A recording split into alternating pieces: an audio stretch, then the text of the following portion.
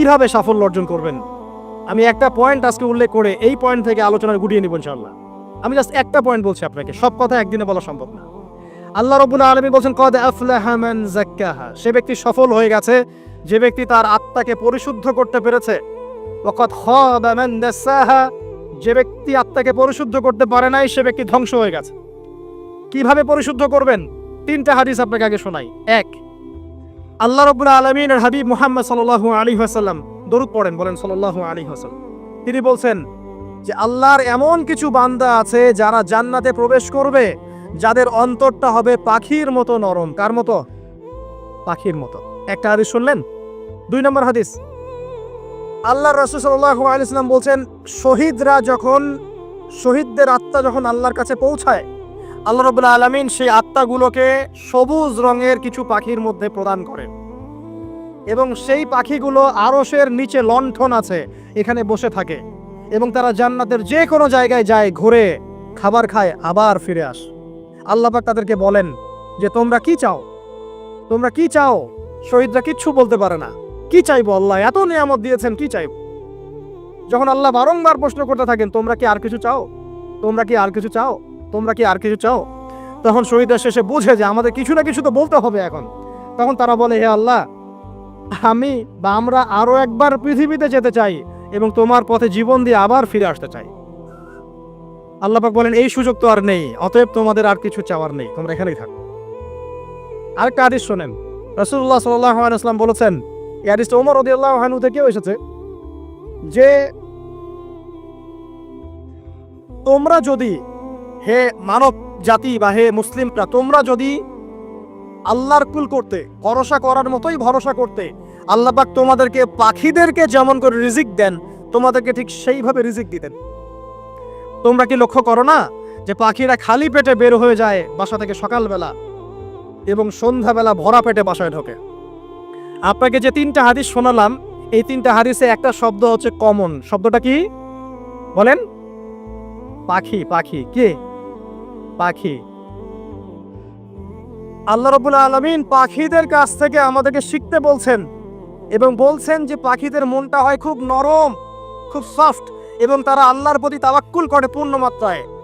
তারা সকালবেলা ভোরবেলা বের হয়ে যায় এবং সন্ধ্যাবেলা বাসায় ফেরে, খালি পেটে বের হয়, ভরা পেটে বাসায় ফেরে। এবং আল্লাহ পাক সবচেয়ে সম্মানিত মৌত যেটা শহীদের মৌত, সেই শহীদের আত্মাকে আল্লাহ পাক পাখির রূপ দিবেন।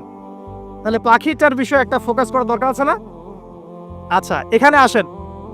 পাখির মন হচ্ছে নরম, মানে পাখির মনটা তাসকিয়া, আত্মশুদ্ধিতে পরিপূর্ণ। কদ আফলাহা মান যাক্কাহা, সে ব্যক্তি সফল হলো যার হৃদয়টা পবিত্র, নিষ্পাপ, নিষ্কলুষিত হলো, সে ব্যক্তি সফল হবে ইনশাআল্লাহ। একটা কাজ এখানে খেয়াল করেন, পাখিরা সকালবেলা ভোরবেলা বের হয় আর সন্ধ্যাবেলা বাসায় ফেরে। এখনকার মুসলিমদেরকে দেখবেন দুপুরবেলা ওঠে, রাত 3টায় ঘুমায়। কথা কি বুঝেন নাই? পাখির একদম ভোরবেলা উঠে যখন ফজরের আজান দিচ্ছে ঠিক তার আগ মুহূর্তে পাখির কিচিরমিচির শুনছেন, তার মানে নামাজের ওয়াক্ত প্রায় চলে যাচ্ছে, তার মানে তার আল্লাহ পাকের হুকুমের সাথেই জেগে ওঠে, সূর্য ডুবে তারা ডুবে যায়। ঠিক এরকম সুন্নত ছিল নবী সাল্লাল্লাহু আলাইহি ওয়াসাল্লামের এবং সাহাবায়ে কেরামের। আজকে 1400 বছর পর মুসলিম জাতি এই সুন্নাহ ভুলে গেছে। আর আমাদের সুন্নত দেখবেন, যদি কোনো রকম উঠেও ফেলি ফজরে, আবার 12টা পর্যন্ত ঘুম, আরো বেশি। আর এই যুব সমাজ যারা আছো তোমরা, কেউই 3টা-4টার আগে ঘুমায় বলে আমার মনে হয় না। অলওয়েজ অনলাইনে পড়ে আছে, টিকটক নিয়ে, ফেসবুক নিয়ে, গার্লফ্রেন্ডের সাথে চ্যাটিং। পাখির মতো হতে পারলে পরে মনটা তো নরম হবে, তারপরে না তাসকিয়া অর্জন হবে।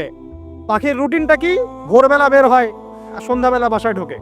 অতএব আমরা যদি রাসূলুল্লাহ সাল্লাল্লাহু আলাইহি ওয়াসাল্লামের সুন্নাহ মতো ওই ভোরবেলা উঠতে পারি আর আর্লি নাইট ঘুমিয়ে যেতে পারি এবং সারাদিন যদি রাসূলের সুন্নাহগুলোর উপর আমল করতে পারি, তাসকিয়া অর্জন হবে ইনশাআল্লাহ। কথা বুঝতে পারছেন? 2, পাখির মতো নরম মন লাগবে। এখনকার আমরা যারা বেঁচে আছি আমাদের মনগুলো কঠিন। কেমন কঠিন? পাথরের মতো কঠিন। আমরা যখন দেখি একটা মাইয়াতকে নিয়ে যাওয়া হচ্ছে জানাজায়, আমাদের কোনো ফিলিংস কাজ করে না। জানাজা যাচ্ছে, জানাজায় দাঁড়িয়ে মোবাইলটা টিপাটিপি করছে, জানাজার সাথে চলছে, কোনো ফিকির নাই যে এই জানাজা আমার হবে কালকে, ওই মোবাইল টিপাটিপি করছে। আমি এমনও দেখেছি, দাফন করা হলো মাইয়াতকে, দাফন করার পরে চারপাশে মানুষজন জড়ো হয়ে গল্প করছে, ভাই আপনার ওই জমিটার কি খবর, আপনার ওইটার কি খবর, বিজনেস কেমন চলছে, চাকরি কি অবস্থা? এই যে মাইয়াতকে পাশে দাফন করলো, কোনো ফিলিংস নাই, কোনো ফিলিংস নাই। আমি আত্মশুদ্ধির কথা বলছি। আত্মশুদ্ধির জন্য আপনার মনটাকে পাখির মতো সফট নরম করতে হবে। যখন আপনি সফট নরম করবেন এবং আত্মশুদ্ধি অর্জন করবেন, তখন দুই ডানা মেলে আপনি আকাশে উঠতে পারবেন ইনশাআল্লাহ। আত্মশুদ্ধি অর্জন না করতে পারলে ডানা কেটে পড়ে যাবে, তখন আর আকাশে উঠতে পারবেন না। কোন আকাশে? ওই যে শহীদের রূহ যে আকাশে চলে গেছে, ওই আকাশ। অতএব মন কেন কঠিন হলো প্রিয় ভাই? এক নাম্বার কারণ, আমরা শিরকের পাপে লিপ্ত আছি। এক নাম্বার, শিরকের পাপে লিপ্ত থাকা অবস্থায় মুসলিমদের মনটা কঠিন হয়ে গেছে। আপনি কি মনে করছেন আমরা শিরক করি না? মুসলিমরাও কবর পূজা করে, দেখবেন মুসলিমরাও দেখবেন অনেক ক্ষেত্রে মাজার পূজা করছে। আমি বলিনি যে অলিয়া উলিয়ার মাজার জিয়ারত করা যাবে না, আমি কথা বলছি না, কিন্তু আপনি মৃত মানুষের কাছে আপনার ভালো মন্দ চাইতে পারেন না। কথা বুঝতে পারেন নাই? আমরা অবশ্যই অলিয়া উলিয়াদের কবর জিয়ারত করব। এটা আপনাকে মৃত্যুর কথা স্মরণ করাবে। তাদের একটা রব আছে, যেটাকে আমরা প্রভাব বলি, এটা আপনার মধ্যে আসবে। আমরা অবশ্যই জিয়ারত করব। জিয়ারত করতে বলেছেন নবী সাল্লাল্লাহু আলাইহি ওয়াসাল্লাম, কারণ এটা আপনাকে পরকালের কথা কি করবে? স্মরণ করাবে। ওমরা করতে যান, আল্লাহ পাক সবাইকে তৌফিক দান করুন ওমরা হজ করার এবং বড় হজ করার, আমি দোয়া করি। ওখানে সবচেয়ে সেরা যে দৃশ্যগুলো দেখা যায় তার মধ্যে একটা রাসূলুল্লাহ সাল্লাল্লাহু আলাইহি ওয়াসাল্লামের রওজা। ওখানে গেলে চোখের পানি ঝরে না এমন কোনো মুসলিম নাই, আছে? নাই। আরেকটা সবচেয়ে মন নরম করা একটা দৃশ্য হচ্ছে জান্নাতুল বাকি, যেটা আমরা বাকিউল গারকাত বলি, যেখানে আপনি দেখবেন সাহাবায়ে কেরাম রাদিয়াল্লাহু আনহুমের কবর, যতদূর চোখ যায় তাদের কবর। কবরের কোনো মাজার নাই, সেখানে কোনো তাওয়াফ হচ্ছে না কবরকে কেন্দ্র করে, সেখানে কবরে কেউ ফুল চড়াচ্ছে না, একটা ছোট্ট পাথর দেখা যায়, খেলার কিছু না। পৃথিবীর সবচেয়ে শ্রেষ্ঠ মানুষগুলো সেখানে শুয়ে আছেন। ওখানে গিয়ে দাঁড়াবেন, দেখবেন নিজেকে তুচ্ছ বলে মনে হবে, আমি এই পৃথিবীতে আর কি করছি? সেরা মানুষগুলি মাটির নিচে, আমি এখানে কি করছি? তো দেখুন প্রিয় ভাইরা, অবশ্যই অলিয়া উলিয়াদের কবর জিয়ারত করবে, কিন্তু মৃত ব্যক্তি আপনার কল্যাণ করতে পারবে? অকল্যাণ করতে পারবে?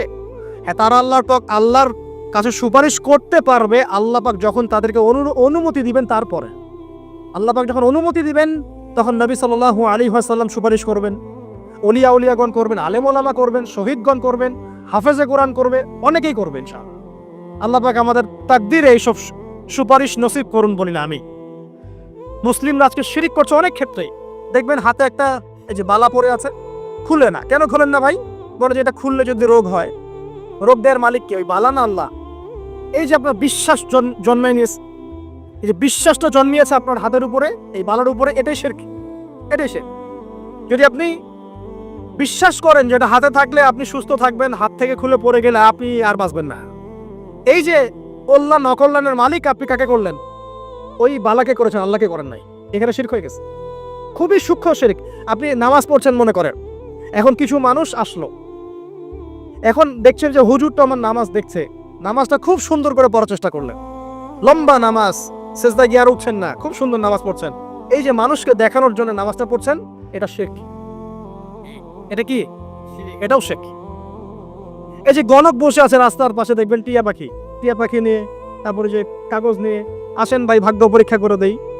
আরে ভাই, তুমি যদি মানুষের ভাগ্যই পরীক্ষা করতে পারবা, তো তুমি রাস্তার পাশে কেন? তোমার ভাগ্য কেউ পরীক্ষা করেনি কখনো? এতটুকু কমন সেন্স আমাদের নাই? ও যদি আমার ভালো মন্দ করতে পারে বা ভবিষ্যৎ বলতে পারে, তাহলে ও রাস্তার পাশে বসে আছে কিছু? ওর তো প্রাইম মিনিস্টার হওয়ার কথা, এখন ওর তো ইলেকশন করার কথা। তো দেখেন, এই যে ওখানে গিয়ে আমরা কি করি? ভাই আমার হাতটা দেখে দেন, ভাই আমার অতীত বলে দেন, ভবিষ্যৎ বলে দেন, এবং এগুলো দিন দিন বাড়ছে। কিন্তু এই রাশিফল, কবিরাজি, গণকি, এগুলো দিন দিন বাড়ছে। এবং আমি লক্ষ্য করছি দিন দিন আরেকটা জিনিসও বাড়ছে, সেটা হলো জাদুবিদ্যার চর্চা করা। এবং গ্রামে গঞ্জে কুফুরি বাড়ছে না?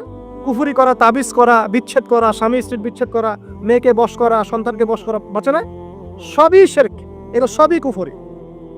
এগুলো মুসলিমরা করছে না? মুসলিমরা এসব শিরকে লিপ্ত আছে বলেই তো অন্তর কঠিন হয়ে গেছে। ফাকাসাত কুলুবুহুম, তাদের অন্তর কঠিন হয়ে গেছে। তো একটা হাদিস বলে এখানে খালি, নবী সাল্লাল্লাহু আলাইহি ওয়াসাল্লাম বলছেন, যদি কেউ কোনো গণকের কাছে যায়, গিয়ে বলে দেখেন তো আমার হাতটা একটু, ও কিন্তু বিশ্বাস করে না যে এ ভবিষ্যৎ বলতে পারে, খালি এমনি বলেছে একটু দেখেন তো, বলার সাথে সাথেই 40 দিনের নামাজ কবুল হবে না। আর যদি তার বলা কথায় বিশ্বাস করে যে হ্যাঁ তোমার ভবিষ্যৎ খুব ভালো, তুমি চাকরি পাবা, এটা করবা সেটা করবা, এবং সে বিশ্বাস করলো হ্যাঁ এটাই হবে, তখন নবী সাল্লাল্লাহু আলাইহি ওয়াসাল্লাম বলছেন সে যেন আল্লাহর পক্ষ থেকে যা নাজিল হয়েছে, মানে এই যে কোরআনুল কারীম, এই কোরআনকে যেন সে অস্বীকার করলো, মানে কুফরি করলো। এগুলো আমরা করছি না ভাই? অনেক কিছু করছে। আমরা স্তম্ভের পূজা করছি, অনেক মুসলিম আগুনের পূজা করছে। আগুন জ্বালিয়েছেন, মাথা নত করছেন কেন?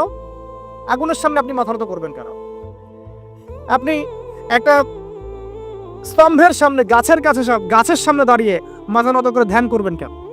আপনি মেডিটেশন করছেন কি জন্য? আপনাকে নামাজ দেয়া হয় নাই? 5 ওয়াক্ত নামাজ দেয়া হয় নাই? নামাজের চেয়ে বড় মেডিটেশন কিছু আছে নাকি? আপনি ধ্যান করছেন কি জন্য? অনেক মুসলিম তো জিনের উপাসনা করছে, জানেন? অনেক মুসলিম জিনকে তাবে করার চেষ্টা করছে। আর জিন বলে একটা জাতি আছে, এটা সত্য। এরকম প্রতিটা ক্ষেত্রে শিরক আছে। শিরক কথায় আছে, কাজে আছে, বিশ্বাসে আছে। দেখবেন মুসলিমরাই আল্লাহ ছাড়া অন্য কারো কাছে দোয়া করছে, মুসলিমরা নজর মানত করছে অন্য জায়গায়। আল্লাহর জন্য নজর মানত করছে না, অন্য কাউকে সন্তুষ্ট করার জন্য করছে। সন্তান হয় না, এখন কি হবে? সন্তান হয় না তো অমুকের কাছে যাও, সেখানে গিয়ে বকরি জবাই দাও, সন্তান হবে। সুবহানাল্লাহ। তো এই পদ্ধতি ইব্রাহিম আলাইহিস সালামের জানা ছিল না? যে শেষ বয়সে তিনি বলছেন রব্বি হাবলি মিনাস সালিহিন।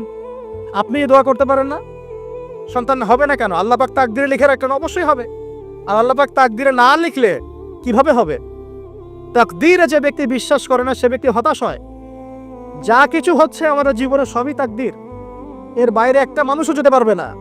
প্রিয় ভাইরা, কথায়, কাজে এবং চিন্তায় আমরা অনেক শিরিক করছি। শিরিকের কারণে আমাদের অন্তর কঠিন হয়ে গেছে। আরো কেন কঠিন হচ্ছে? বেদাত। আমল করছেন নবীর সুন্নত মারার জায়গায় অন্য কিছু আপনি করছেন। এমন কিছু আমল করছেন যেগুলোর সাথে রাসূলের সুন্নতের কোনো সম্পর্ক নাই এবং সাহাবীদের সুন্নতেরও কোনো সম্পর্ক নেই। এই ক্ষেত্রে গিয়ে আপনি বেদাত করছেন, বেদাত করে অন্তর কঠিন হয়ে যাচ্ছে। অন্তর কঠিন হওয়ার একটা বড় কারণ হচ্ছে হারাম রিজিক। যখন আপনি হারাম রিজিকে যাচ্ছেন, সুদ, ঘুষ, আপনার দুর্নীতি, আপনার এই যে অন্যের সম্পদ আত্মসাৎ হয়ে যাচ্ছে। আমি কি বুঝাতে পারছি না? হারাম রিজিক যখন আপনার শরীরে ঢুকছে, অন্তরটা শক্ত হয়ে যাচ্ছে। একটা হাদিস যথেষ্ট। আল্লাহ রাসূল বলেছেন ইন্নাল্লাহা তাইয়্যিব লা ইউকবালু ইল্লা তাইয়্যিব। আল্লাহ পাক পবিত্র সত্তা, তিনি পবিত্র ছাড়া কবুল করেন না। আপনি 10টা হজ করে আসেন, চুরির টাকা দিয়ে, ডাকাতির টাকা দিয়ে, আত্মসাতের টাকা দিয়ে, দুর্নীতির টাকা দিয়ে, যদি কবুল হয় তাহলে কোরআন সুন্নাহ মিথ্যা হয়ে যাবে। নাউযুবিল্লাহ। কথা কি বুঝতে পারছেন না? আল্লাহ রাব্বুল আলামিন বলছেন আল্লাহ পাক পবিত্র ছাড়া কবুল করেন না। হারাম রিজিক দিয়ে ইবাদত কবুল হয় না। আমরা ওই যে রংপুর অঞ্চলে একবার ওই যে হারাগাছ একটা অঞ্চল আছে না, সেখানে গিয়েছিলাম। সেখানে মাশাআল্লাহ আবার বিড়ির অনেক ফ্যাক্টরি আছে। কিসের? বিড়ি তো হালাল নাকি? তামাক তো হালাল নাকি? তো সেখানে বিড়ি ফ্যাক্টরির অনেক মালিক আছে এবং তারা মসজিদ কমিটির অনেক দায়িত্বপ্রাপ্ত আর কি। মুসলিমদের গায়রত তো এখন নাই, মুসলিম এদেরকে আবার মসজিদ কমিটির সদস্যও বানিয়েছে। তো এখন মসজিদ কমিটিতে এসে তার প্রভাবে ইমাম সাহেব টিকতে পারে না। দুইজন বলে নামাজের পর হাত তুলে দোয়া করতে হবে, দুইজন বলে করা যাবে না। ঠিক আছে? এই নিয়ে ক্যাচাল। এই ক্যাচাল হতে হতে দেখা গেল এক পর্যায়ে মারামারি পর্যন্ত হয়েছে। মসজিদ ভাগ হয়েছে, মারামারিও হয়েছে। তো সেখানে আমাকে দাওয়াত করেছিল যে ওয়াজ করার জন্য। তো দোয়া করার কথা বলছে। তাই আমি বললাম দোয়া করে লাভ কি? দোয়া করলেই বাকি, না করলেই বাকি, রিজিকটাই তো হারাম। আপনি তো তামাকের টাকা খাচ্ছেন, তামাক। আপনি মাদকের টাকা খাচ্ছে, এটা হালাল না হারাম? তো হারাম টাকা দিয়ে হাত তুলে দোয়া করলেই কি, না করলেই কি? দোয়া তো উঠছে না উপরে। আগে হারাম রিজিক ছাড়েন, তারপর দোয়া করুন। তো রিজিক হারাম হওয়ার কারণে আমাদের কি হচ্ছে? অন্তরটা কি হচ্ছে ভাই? কঠিন হচ্ছে। ওই পাখির মতো আর মুক্ত আকাশ উঠতে পারবে না। তারপরে সামনে যান, আরো কেন কঠিন হয়? বস্তুবাদিতা, দুনিয়া। সারাদিন দুনিয়ার ফিকির, দুনিয়ার চিন্তা। খাবো কি, করবো কি, ব্যাংক ব্যালেন্স, টাকা পয়সা, স্ট্যাটাস, সারাটা দিন দুনিয়ার দুনিয়া। ঘুম থেকে ওঠা থেকে নিয়ে শুরু করে ঘুমানো পর্যন্ত খালি দুনিয়া। যারা দুনিয়ার নেশায় মত্ত হয়ে আছে, এদের অন্তরটা কঠিন হয়ে যায়। এই অন্তরটা পাখির মতো হতে পারবে না। ঠিক আছে কথা? যারা দুনিয়ার নেশায় মত্ত হয়ে আছেন, এই অন্তরটা কঠিন হয়ে যাবে, পাখির মতো হতে পারবে না। তারপর কি? আরো সামনে যান। দিনই জ্ঞান চর্চা না করা অন্তর কঠিন হওয়ার কারণ। আর কি কারণ? পাপ করা। পাপ যত বেশি আপনি পাপ করবেন, যত বেশি পর্ন দেখবেন, যত বেশি মাদক খাবেন, যত বেশি জুয়া খেলবেন, যত বেশি অহেতুক সময় নষ্ট করবেন, যত বেশি আপনি অন্যের ক্ষতি করবেন, ঠিক আছে, নিরপরাধ মানুষের উপর নির্যাতন করবেন, যত বেশি আপনি পাপ করবেন, পাপ, এই পাপ করতে করতে করতে মানুষের অন্তর কঠিন হয়ে যায়। ইবনুল কাইয়্যিম রাহিমাহুল্লাহ বলেছেন যে পাপ করতে থাকলে মানুষের অন্তর কঠিন হয়ে যেতে থাকে এবং ইস্তেগফার আর জিকির করলে গিয়ে মানুষের অন্তর আবার নরম হতে থাকে। পাপের উপর পাপ করতে থাকলে মানুষের অন্তর কঠিন হতে থাকে। এ বিষয়ে রাসূলুল্লাহ সাল্লাল্লাহু আলাইহি ওয়াসাল্লাম বলেছেন, যখন মানুষ একটা পাপ করে কলবের মধ্যে একটা কালো দাগ পড়ে যায়, যখন আরো একটা পাপ করে আরেকটা কালো দাগ পড়ে যায়, এভাবে যখন পাপ করতেই থাকে তখন পুরো কলবটাই কালিমা পূর্ণ হয়ে যায়। এই অবস্থায় যদি সে তওবা করে আল্লাহ পাক মাফ করে দিবেন। যদি এই অবস্থায় তার মৃত্যু হয়ে যায়, তার আত্মাটা থেকে দুর্গন্ধ বের হতে থাকে, যে আত্মাটা কবজ করতে পর্যন্ত মালাকুল মউত মানে ঘৃণা পোষণ করে। কথা কি বুঝতে পারছেন? যখন অন্তর পাপ করতে করতে কলুষিত হয়ে যাবে, ওয়াকাদ খাবা মান দাসসাহা, যখন পাপ করতে করতে অন্তর কলুষিত হয়ে যাবে, তখন আপনার এই মালাকুল মউত পর্যন্ত ওই আত্মাটাকে বের করার সময় ঘৃণা করবে, দুর্গন্ধযুক্ত। আল্লাহ পাক আমাদেরকে পাপ থেকে বাঁচিয়ে রাখুন। আমি এরকম কিছু কাজ আছে, বস্তুবাদিতা, শিরক, বেদাত, হারাম রিজিক, সারাদিন দুনিয়ার ফিকির নিয়ে থাকা, ঠিক আছে, অন্যের ক্ষতি করা, পাপ কন্টিনিউয়াসলি করতে থাকা এবং দিন ছেড়ে দেওয়া, দিনের এলেম ছেড়ে দেওয়া, আল্লাহ পাকের আনুগত্য ছেড়ে দেওয়া, এই কাজগুলো করতে থাকলে মানুষের অন্তর কি হয়? কঠিন হয়ে যায়। এখন সলিউশন কি বলেন? 5 মিনিটে আমি সলিউশন বলছি, কেমন করে আপনি এটাকে নরম করবেন আর পরিশুদ্ধতা অর্জন করবেন এবং ওই পাখির মতো মুক্ত আকাশে উড়বেন। কিভাবে বলবো? 1 নাম্বার, অবশ্যই শিরক ত্যাগ করতে হবে। কি করতে হবে? শিরক ত্যাগ করতে হবে। আল্লাহ পাকের তাওহীদের উপর থাকতে হবে। আল্লাহ পাক তৌফিক দান করুন। লং কিছু বলার সময় নেই আমার হাতে, একটা বই বলছি, কিতাবুত তাওহীদ। কি নাম? কিতাবুত তাওহীদ। এই বইটা অনেক ভার্সন বাজারে বের হয়েছে, কিনে দেখবেন শিরক কত প্রকার, কি তাওহীদ কাকে বলে, কত প্রকার কি। যেটা বুঝবেন না, মাদ্রাসা চলে যাবেন, আলেম ওলামার কাছে গিয়ে জিজ্ঞাসা করুন, হুজুর এটা বুঝি নাই। ঠিক আছে? 1 নাম্বার, শিরক ত্যাগ করতে হবে। 2 নাম্বার, আপনাকে তাওহীদে থাকতে হবে, এটা এক, অন্তর নরম করার কথা বলছে। 2 নাম্বার, সুন্নতের উপর আমল করতে হবে। ওই যে পাখির কথা বললাম, যে সকালবেলা বের হয় আর সন্ধ্যাবেলা কি করে? বাসায় ফেরে। খালি পেটে বের হয়, ভরা পেটে বাসায় ফেরে। তার মানে আমাদেরকেও সকাল সন্ধ্যাটা কাটাতে হবে নবী সাল্লাল্লাহু আলাইহি ওয়াসাল্লামের সুন্নত অনুযায়ী। যখন তিনি ঘুমাতেন তখন ঘুমাবেন, যখন উঠতেন তখন উঠবে, বাকি কাজ যেমন করে করতেন তেমন করে করবে, তখন অন্তর ইনশাআল্লাহ নরম হয়ে যাবে। ঠিক আছে ভাই? 2। 3 নাম্বার, 5 ওয়াক্ত নামাজ জামাতে। নামাজ আপনাকে যে কোনো পাপ থেকে বাঁচাবে ইনশাআল্লাহ। ভাই জেনা করছেন, নামাজ পড়েন, তাও তওবা করে নামাজ পড়েন।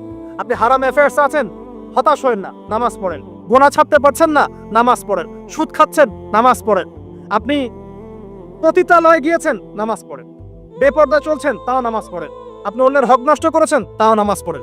যে পাপই করেছেন, নামাজটা পড়েন। নামাজ আপনাকে সমস্ত পাপ থেকে বাঁচিয়ে রাখবে ইনশাআল্লাহ।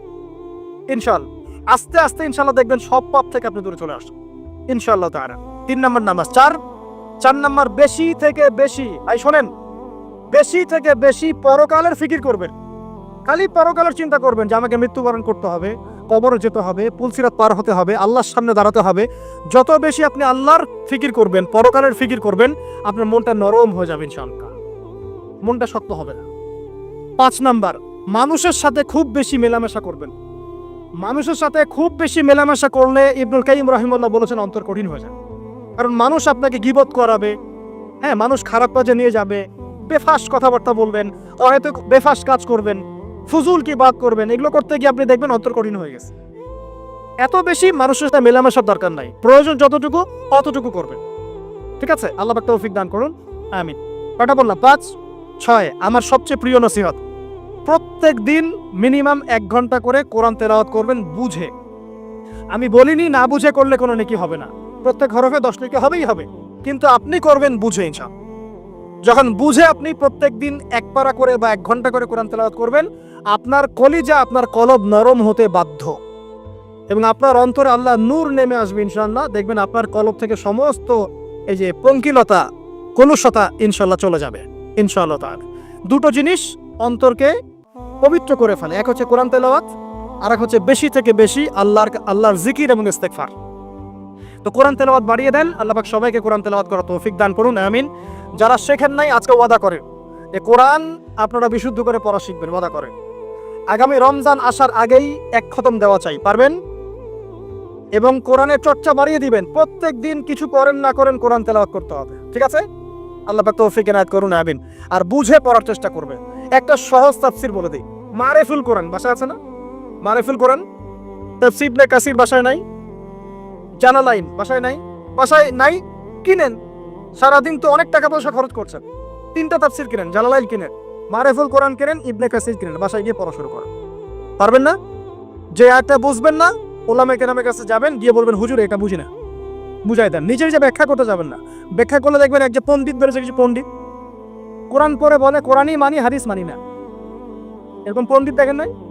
কোরআনই মানি, হাদিস আর মানি না। কারণ আল্লাহ নাকি, নাউজুবিল্লাহ, কোরআনে নাকি আল্লাহ পাক হাদিস মানতে বলে নাই, ও নাকি পায় নাই। এই জন্য দেখলাম সুবহানাল্লাহ, নামাজ পড়তেছে, কোরআন থেকে নামাজ পড়তেছে, হাদিসের কোনো হেদায়েত নিবে না। মানে কিরকম, যে হাত আবার ঠিকই বাঁধতেছে, হাত বাঁধতেছে, রুকু করতেছে, সেজদা করতেছে, এগুলো আবার কোথায় পাইলো আল্লাহ ভালো জানে। হাত এভাবে বাঁধতেছে, এভাবে হাতটা বাঁধা কোরআনে কোথায় আছে আমি পাইলাম না কোথাও। ঠিক আছে, হাদিস ছাড়া কি এগুলো আসবে? হাত বাঁধলো, সেজদায় গিয়ে সুবহান রাব্বিয়াল আ'লা বলছে না, বলছে আসলামতু লিরাব্বিল আলামিন। এটা কোরআন থেকে বলছে। অথচ নবী সাল্লাল্লাহু আলাইহি ওয়াসাল্লাম হাদিস থেকে বলছেন সুবহান রাব্বিয়াল আ'লা, সুবহুন কুদ্দুসুন রব্বুল মালাইকাতি ওয়ার রূহ, সুবহানাকা আল্লাহুম্মা রাব্বানা ওয়া বিহামদিকা আল্লাহুম্মা ইগফির।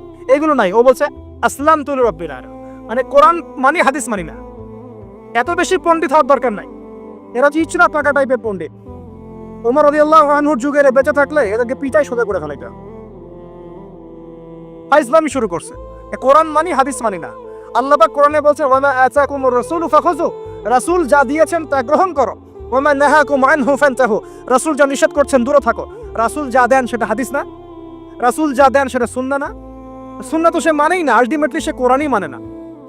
তো আসল কথা হচ্ছে এইসব ফিতনা থেকে বেঁচে থাকবেন, কোরআন তেলাওয়াত বাড়িয়ে দেন। কয়টা বলছি? 5টা, 6টা।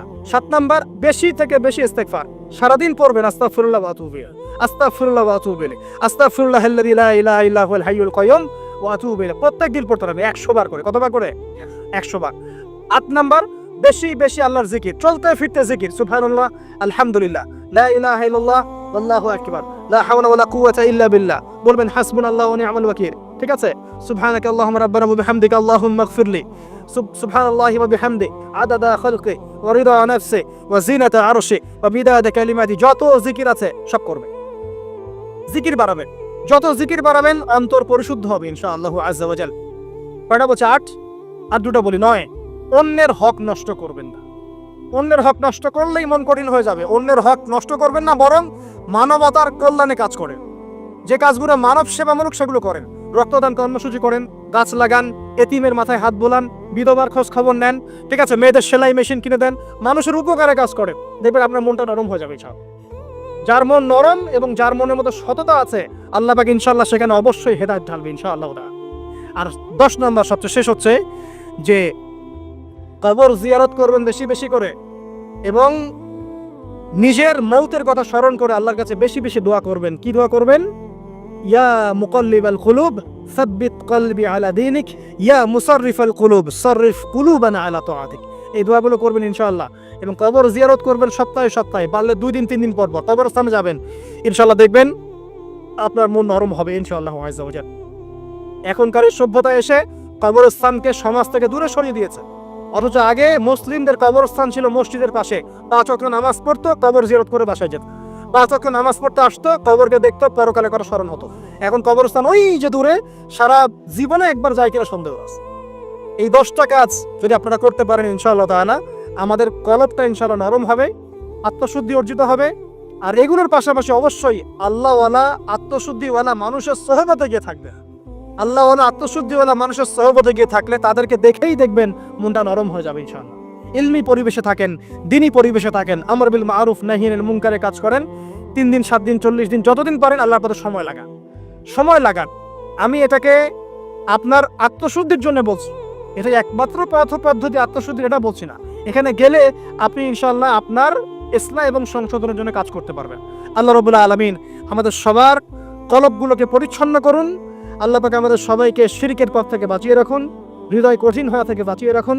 আল্লাহ পাক আমাদেরকে বেশি থেকে বেশি কোরআন তেলাওয়াত করার তৌফিক দান করুন, দ্বীনি জ্ঞান চর্চা করার তৌফিক দান করুন।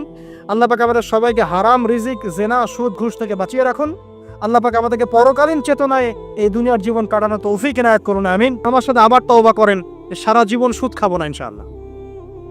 নবী সাল্লাল্লাহু আলাইহি ওয়াসাল্লাম 4 শ্রেণীর মানুষকে অভিশাপ করেছেন। 1 শ্রেণী যে সুদ খায়, 2 নাম্বার যে দেয়, 3 নাম্বার যে সাক্ষী থাকে, 4 নাম্বার যে লিখে রাখে। এখন আপনি বলেন এই পুরো মনিটরি সিস্টেমের মধ্যে এই 4 শ্রেণীর মানুষ আছে না? কোনো না কোনোভাবে আমরা এর সাথে সম্পৃক্ত নই কি? সম্পৃক্ত। অতএব আল্লাহর এই বাণীকে যদি ভয় করেন, কোন বাণী? আল্লাহ পাক বলছেন, ইয়া আইয়ুহাল্লাযীনা আমানু, হে মুমিনগণ, ইত্তাকুল্লাহ, তোমরা আল্লাহকে ভয় করো। ওয়াযারু মা বাকিয়া মিনার রিবা ইন কুনতুম মুমিনিন, তোমরা সুদের অবশিষ্ট অংশগুলো ছেড়ে দাও যদি প্রকৃতপক্ষে তোমরা মুমিন হয়ে থাকো। ওয়া ইল্লাম তাফআলু, তোমরা যদি সুদ না ছাড়ো, আল্লাহর হুঁশিয়ারি শোনেন, যদি তোমরা সুদ না ছাড়ো, ফাযানু বিহারবিন মিনাল্লাহি ওয়া রাসূলিহি, আর আল্লাহ এবং তার রাসূলের সাথে যুদ্ধের ঘোষণা শুনে রাখো। আল্লাহ এবং তার রাসূলের বিপক্ষে যুদ্ধ করে কেউ জান্নাতে যাবে? কেউ কবরের আযাব থেকে বাঁচতে পারবে? কেউ হাউজে কাউসারের পানি পাবে? আল্লাহ এবং তার রাসূলের সাথে যুদ্ধ করে কেউ টিকতে পারবে? আপনার কি তাই মনে হয়? যদি মনে হয় তাহলে দিব্যি সুদ খান, কোনো সমস্যা নাই। আর যদি মনে হয় যে আল্লাহ এবং তার রাসূলের সাথে যুদ্ধ করে আমি পার পাবো না, আল্লাহ এবং তার রাসূলের বিরুদ্ধাচরণ করে আমার কবর টিকবে না, কারণ আমি একটা কথা বারবার বলি আপনাদেরকে, যে আল্লাহ ছাড়া আমাদের আপন বলতে কেউ আছে? একা এসেছেন পৃথিবীতে, একাই যেতে হবে। আপনার খ্যাতি, আপনার অর্থনৈতিক খ্যাতি, অর্থের প্রতিপত্তি, আপনার ক্ষমতার দাপট, আপনার ধর্মীয় দাপট, কোনো কিছুই, ফ্যান ফলোয়ার্স, কেউ আপনার সাথে কবরে যাবে না। মনে করেন আমি আসছি, আপনারা সবাই স্লোগান দিচ্ছেন, কথার কথা, আপনারা আমাকে ভালোবাসেন, বা একজন পলিটিশিয়ান আসছে, আপনারা সবাই স্লোগান দিচ্ছেন, ভালোবাসেন তাকে। দিন শেষে ওই পলিটিশিয়ান একাই কবরে যাবে, দিন শেষে আপনিও একাই কবরে যাবেন, আমিও একাই কবরে যাব। আলটিমেটলি কি হলো? দুনিয়া এবং আখেরাতে আল্লাহ ছাড়া প্রকৃত বন্ধু আমাদের কেউ নাই, প্রকৃত মওলা কেউ নাই। সেই আল্লাহ এবং তার রাসূলের বিরুদ্ধাচরণ করে কেউ তার সাথে যুদ্ধ করে কবরে পার পাবে, এমনটা ভাবা বোকামি নয় কি? আল্লাহ পাক আমাদেরকে বোঝার তৌফিক দান করুন। এটা সেই যুগ যে যুগে মানুষ আল্লাহর হারামগুলোকে হালাল করে নিচ্ছে। মাদকদ্রব্য হালাল না হারাম? এখন দেখবেন মেজরিটি সংখ্যক মানুষ মাদকদ্রব্যের সাথে সংশ্লিষ্ট হয়ে গেছে। স্পেশালি বর্ডার এলাকা যেগুলো আছে বাংলাদেশের, সেই বর্ডার এলাকাগুলোতে দিব্যি রমরম ব্যবসা চলছে, মাদকের দিব্যি ব্যবসা চলছে। এবং যারা মাদক খাচ্ছে এরা মুসলিম, তারা হয়তো এই হাদিস জানে না। আল্লাহ পাক ওদের কানের মধ্যে আমার এই হাদিস যেন পৌঁছে দেন। আমির নবী সাল্লাল্লাহু আলাইহি ওয়াসাল্লাম বলেছেন, আমি মেরাজের রাতে যখন গিয়েছি তখন এক শ্রেণীর মানুষকে দেখেছি, ওদেরকে শাস্তি দেওয়া হচ্ছে। কি শাস্তি? জাহান্নামীদের রক্ত এবং পুঁজ ওদেরকে খেতে দেওয়া হচ্ছে। জিবরাইল আলাইহিস সালামকে জিজ্ঞাসা করা হলো যে এরা কারা? তিনি বললেন, এরা আপনার উম্মতের সেই সব ব্যক্তি যারা মাদকদ্রব্য সেবন করত। আল্লাহ রাব্বুল আলামিন তার হাবিবের মাধ্যমে জানিয়েছেন, যখন কোনো মুসলিম মাদক সেবন করে বা কোনো ব্যক্তি মাদক সেবন করে, তখন 40 দিন তার নামাজ কবুল হয় না। এরপর যদি সে তওবা করে তাহলে আল্লাহ পাক তার তওবা কবুল করবেন ইনশাআল্লাহ। যদি সে আবারও মাদক খায়, তওবা করার পর আবার 40 দিন তার নামাজ কবুল হবে না। যদি সে আবার তওবা করে, আল্লাহ পাক আবার তাকে মাফ করে দিবেন। যদি সে আবারও মাদক খায়, আবার 40 দিন তার নামাজ কবুল হবে না। তারপর যদি আবার তওবা করে, আবার আল্লাহ তাকে মাফ করে দিবে। এরপরেও যদি সে আবার মাদকদ্রব্য সেবন করে, নবী সাল্লাল্লাহু আলাইহি ওয়াসাল্লাম বলছেন, তাকে আল্লাহ রাব্বুল আলামিন পরকালে মৃত্যুর পরে তিনাতুল খাবাল পান করাবেন। তিনাতুল খাবাল। জিজ্ঞাসা করা হল, ইয়া রাসূলুল্লাহ, তিনাতুল খাবাল কি জিনিস? নবী সাল্লাল্লাহু আলাইহি ওয়াসাল্লাম উত্তর দিচ্ছেন, এটা হচ্ছে জাহান্নামীদের রক্ত, মাংস, এগুলো পুড়ে পচে যে রসটা বের হবে, এটা হচ্ছে তিনাতুল খাবাল। একটা বিষয় শোনেন, কি কারণে আপনি সেখানে যাচ্ছেন? হতাশা, অথবা সঙ্গদোষ, অথবা পারিবারিক চাপ, অথবা যে গার্লফ্রেন্ড ছেড়ে চলে গেছে, এই তো বিষয়গুলো। কি কারণে মানুষ মাদকের কাছে যায়? কেন যায়? কারণটা কি? আমরা যখন ফিলোসফি পড়তাম তখন একটা তত্ত্ব পড়ানো হয়েছে আমাদেরকে। তত্ত্বটার নাম হচ্ছে কার্যকারণ তত্ত্ব। মানে প্রত্যেকটা কাজের পিছনে একটা কারণ থাকে, ঠিক আছে? এই যে মুসলিমরা নামাজ পড়ে কেন? আল্লাহর জন্য। মুসলিমরা যাকাত দিবে কেন? আল্লাহকে সন্তুষ্ট করার জন্য। মুসলিমরা প্রতিটা কাজ কেন করে? পরকালের স্বার্থে। পরকালের স্বার্থ নাই, আমি নাই। যে কাজে পরকালের স্বার্থ নাই সে কাজে মুসলিমরা নাই। তাই প্রতিটা কাজের পিছনে একটা কারণ থাকে। দেখবেন কেন সে সুদ খাচ্ছে? তার পরিবারের স্বার্থে। কেন সে ঘুষ নিল? তার ছেলে মেয়ের উন্নয়নের জন্য। কেন সে দুর্নীতি করছে? বিকজ সম্পত্তি অর্জন করে সে তার ভবিষ্যৎ প্রজন্মকে সিকিউর করতে চায়। কেন সে মাদক খেলো? ওই যে গার্লফ্রেন্ড ছেড়ে চলে গেছে তাই। কেন মাদক খেলো? ওই যে এক বন্ধু মাদক খায়, সে ডাকছে, আয় একটা টান দে, সঙ্গদোষ। কেন সে মাদক খেলো? পরিবারের চাপ, হতাশা। কেন মাদক খাচ্ছে? চাকরি পায় না, বেকার, মাদক খাচ্ছে। মানে মেন্টাল চাপগুলো নিতে পারছে না, সে মাদক খাচ্ছে। সবচেয়ে বেশি মানসিক চাপ কাদের উপর আসে জানেন? 1 নম্বর নবীগণের উপরে, 2 নম্বর আল্লাহর সৎ বান্দাদের উপরে, তারপর যার ইমান যত উঁচু তার উপর মানসিক চাপ তত বেশি আসে। এখন যদি মানসিক চাপের সলিউশন মাদকই হবে, তাহলে তো আমাদেরই মাদক খাওয়া দরকার ছিল, নাউজুবিল্লাহ। আর আমরা যে পরিমাণ মানসিক চাপ ফেস করি এটা চিন্তাই করতে পারবেন না। যে যত বড় দায়িত্বশীল যারা পলিটিশিয়ান ওদেরকে জিজ্ঞাসা করবে তারা কি পরিমাণ মানসিক চাপ নিয়ে ঘোরে। আপনার কাছে মনে হচ্ছে যে একটা ক্ষমতা পেয়েছেন, খুব মানে উনি অনেক বড় ক্ষমতাধর, উনি অনেক ভালো আছেন, উনি মোটেই ভালো নাই। ওনাকে জিজ্ঞাসা করেন, উনি মোটেই ভালো নাই। এই মানুষের যে পেরেশানি, যে চাপ, এগুলো নিতে নিতে তার স্ট্রোক হয়ে যাচ্ছে, হার্ট স্ট্রোক হচ্ছে, ডায়াবেটিস হচ্ছে, হাই ব্লাড প্রেশার, ইসিজি করো, দেখবেন। এ কারণে মানসিক চাপটা রিলিজ করতে হবে, তাই তো? এই মানসিক চাপ রিলিজ করতে গেলে মাদকই সলিউশন নয়। সলিউশনটা কি? এই যে আমার হাতে এখানে আছে একটা কোরআন। মানসিক চাপ থেকে আপনাকে মুক্তি দিবে আল কোরআনুল কারীম, আর কিচ্ছু না। আরেকটা বিষয় কোরআনের সাথে, সেটা হলো প্রথমে বলেছি 5 ওয়াক্ত নামাজ। আপনি ওযু করে সুন্দর করে 5 ওয়াক্ত নামাজ জামাতে পড়বেন, ডেইলি 1 ঘন্টা করে কোরআন তেলাওয়াত করবেন, সময় পেলে একটু হাদিস পড়বেন, 2-4 টাকা দান সদকা করবেন, ভালো কাজের সাথে থাকবেন, অন্যায় কাজে যাবেন না, ইসলামকে এগিয়ে নেওয়ার জন্য আমর বিল মারুফ নাহি আনিল মুনকারের কাজ করবেন। আপনার চেয়ে সুখী কোনো মানুষ পৃথিবীতে নাই। আপনাকে আমি দেখাচ্ছি, সূরা কাহফ খুলে দেখেন।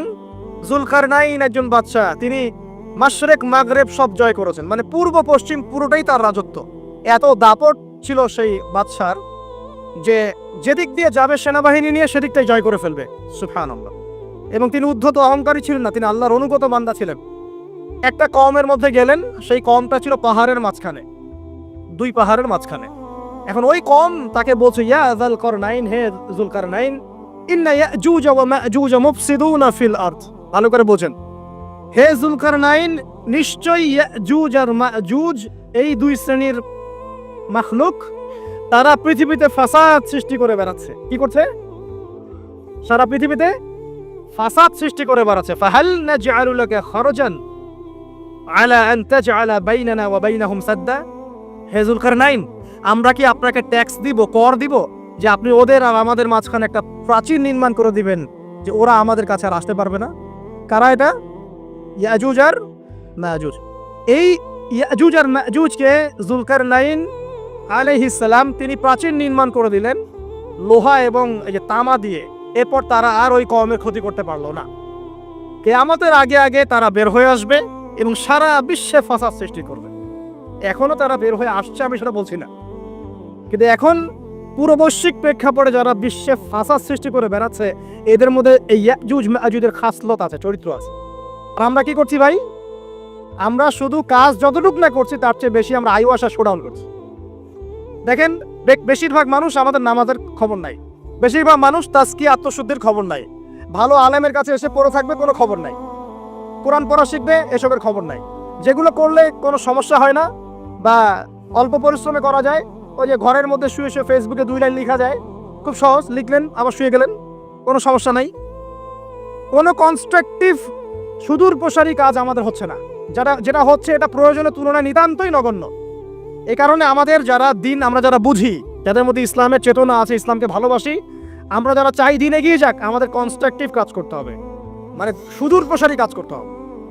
শৈথিল্যতাবাদীও হবেন না, আবার চরমপন্থীও হবেন না, মধ্যমপন্থী হয়ে ইসলামকে, কোরআনকে এবং হাদিসকে হাতে নিয়ে উম্মার ঐক্যের স্বার্থে, দেশ জাতি জনগণের ঐক্যের স্বার্থে এগিয়ে যান। আল্লাহ পাক আপনাদের হাতকে শক্তিশালী করুন, দোয়া করি। এখানে খুবই স্মার্ট হতে হবে এবং বেসিক কাজগুলো খুব বেশি করে করতে হবে। বেসিক কাজ কি ভাই? বেসিক কাজ হচ্ছে আপনার নামাজ, বেসিক কাজ আপনাকে কোরআন শিখতে হবে, বেসিক কাজ আপনাকে আরবি শিখতে হবে, বেসিক কাজ আপনি যেখানে পড়াশোনা করছেন এই পড়াশোনা করে ওই জ্ঞানটাকে দিয়ে ইসলামের খেদমতে আপনাকে কল্যাণে কাজ করতে হবে। বেসিক কাজ যেখানে আপনাকে আল্লাহ পাক দায়িত্ব দিবেন সেখান থেকেই আপনাকে দিনের খেদমত করতে হবে। ডক্টর হন, দিনের খেদমত করেন, ইঞ্জিনিয়ার হন, দিনের খেদমত করেন, পলিটিশিয়ান হন, কোনো আপত্তি নাই, আমরা আপনাকে ভোট দিব ইনশাল্লাহ, আমরা আপনাকেই ভোট দিব ইনশাল্লাহ। আপনি ওখানে গিয়ে দিনের খেদমত করেন, আল্লাহ পাক তৌফিক দান করুন। কথা কি বুঝতে পারছেন? ইসলাম ক্ষমতা জোর করে আদায় করে নেওয়ার জন্য আসে নাই। আবু যার রাদিয়াল্লাহু আনহু কি বলছেন জানেন?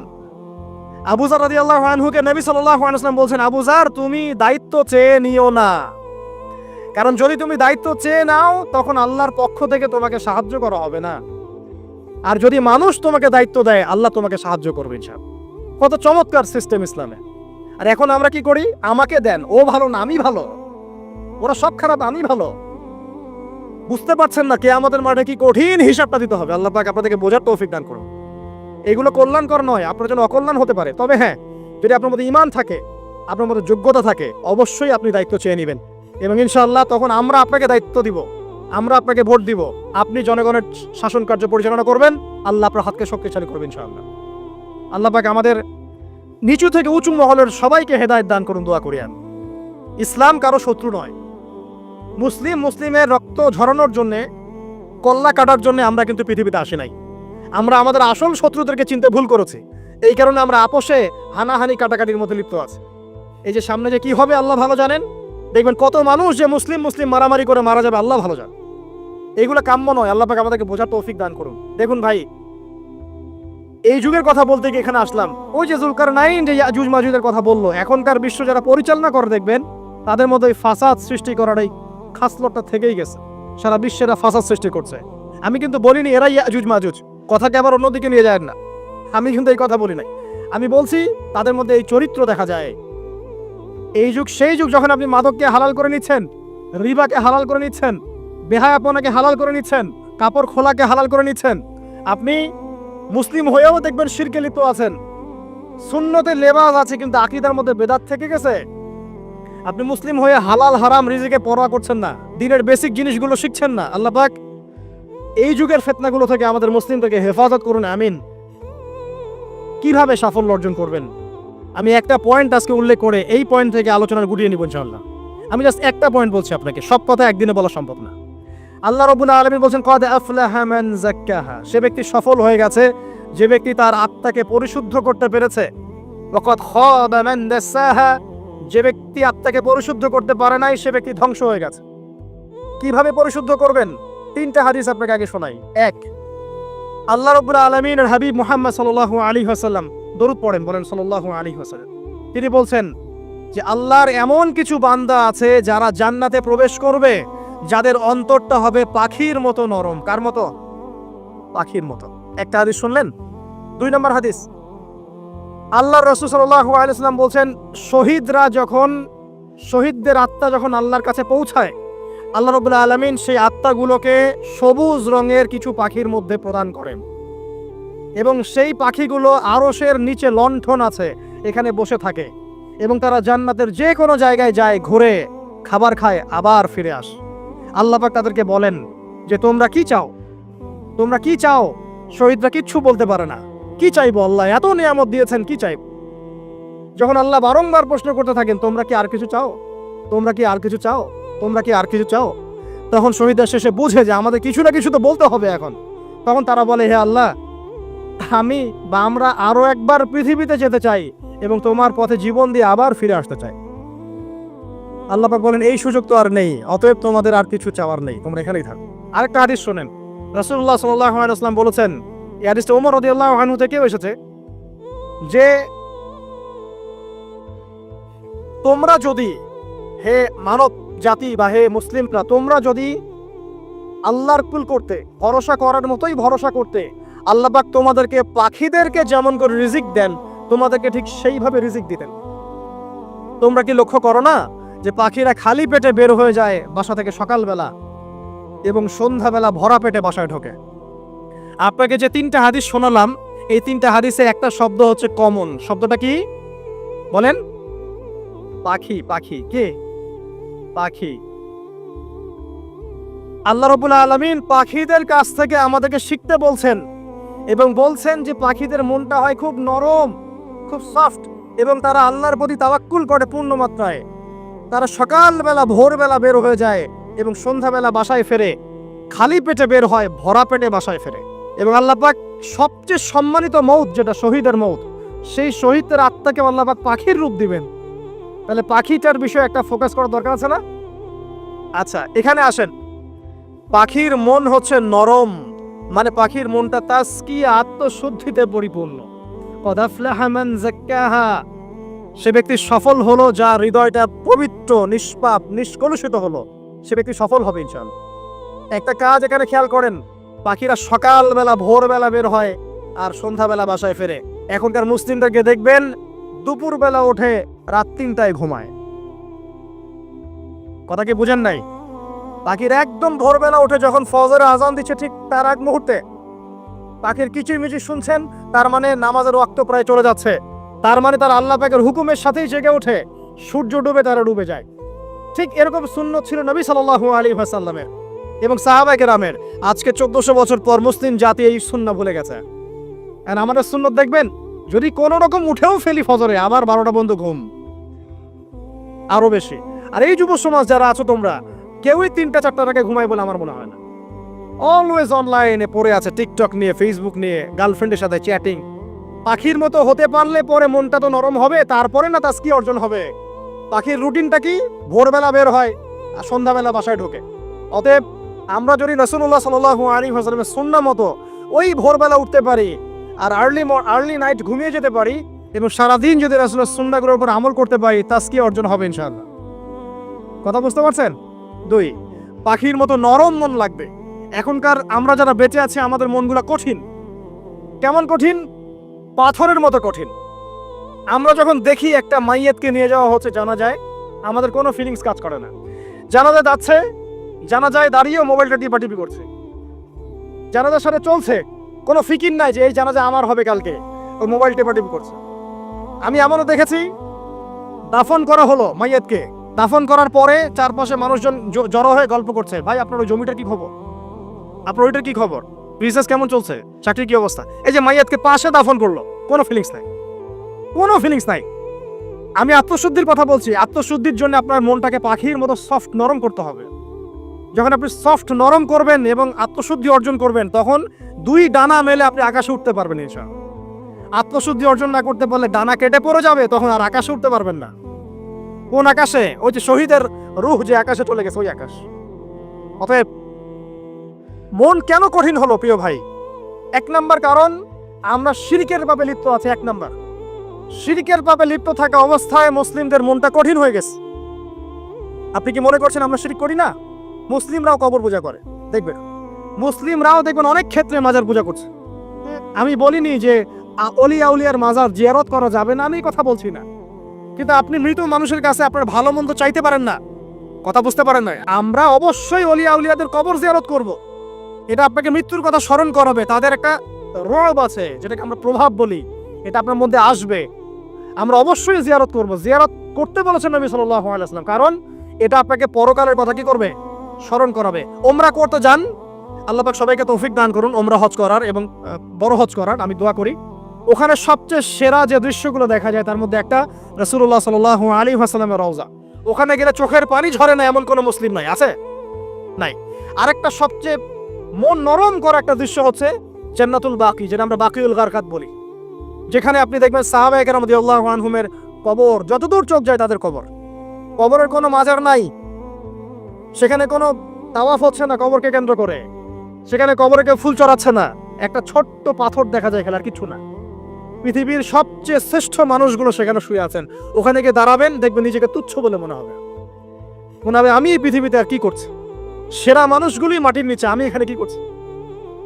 তো দেখুন প্রিয় ভাইরা, অবশ্যই ওলিয়া উলিয়াদের কবর জিয়ারত করবে, কিন্তু মৃত ব্যক্তি আপনার কল্যাণ করতে পারবে? অকল্যাণ করতে পারবে? হ্যাঁ, তারা আল্লাহর কাছে সুপারিশ করতে পারবে আল্লাহ পাক যখন তাদেরকে অনুমতি দিবেন। তারপরে আল্লাহ পাক যখন অনুমতি দিবেন, তখন নবী সাল্লাল্লাহু আলাইহি ওয়াসাল্লাম সুপারিশ করবেন, ওলিয়া উলিয়াগণ করবেন, আলেম ওলামা করবেন, শহীদগণ করবেন, হাফেজে কোরআন করবে, অনেকেই করবেন ইনশাআল্লাহ। আল্লাহ পাক আমাদের তাকদীরে এইসব সুপারিশ নসিব করুন বলি না আমি। মুসলিমরা আজকে শিরিক করছে অনেক ক্ষেত্রেই। দেখবেন হাতে একটা এই যে বালা পরে আছে, খুলে না। কেন খোলেন না ভাই? বলে যে এটা খুললে যদি রোগ হয়। রোগ দেওয়ার মালিক কে? ওই বালা না আল্লাহ? এই যে আপনার বিশ্বাস জন্মে নিয়েছে, এই যে বিশ্বাসটা জন্মিয়েছে আপনার হাতের উপরে, এই বালার উপরে, এটাই শিরক, এটাই শিরক। যদি আপনি বিশ্বাস করেন যে এটা হাতে থাকলে আপনি সুস্থ থাকবেন, হাত থেকে খুলে পড়ে গেলে আপনি আর বাঁচবেন না, এই যে কল্যাণ অকল্যাণের মালিক আপনি কাকে করলেন? ওই বালাকে করেছেন, আল্লাহকে করেন নাই। এখানে শিরক হয়ে গেছে, খুবই সূক্ষ্ম শিরক। আপনি নামাজ পড়ছেন মনে করেন, এখন কিছু মানুষ আসলো, এখন দেখছেন যে হুজুর তো আমার নামাজ দেখছে, নামাজটা খুব সুন্দর করে পড়ার চেষ্টা করলেন, লম্বা নামাজ, সেজদা গিয়ে আর উঠছেন না, খুব সুন্দর নামাজ পড়ছেন। এই যে মানুষকে দেখানোর জন্য নামাজটা পড়ছেন, এটা শিরক।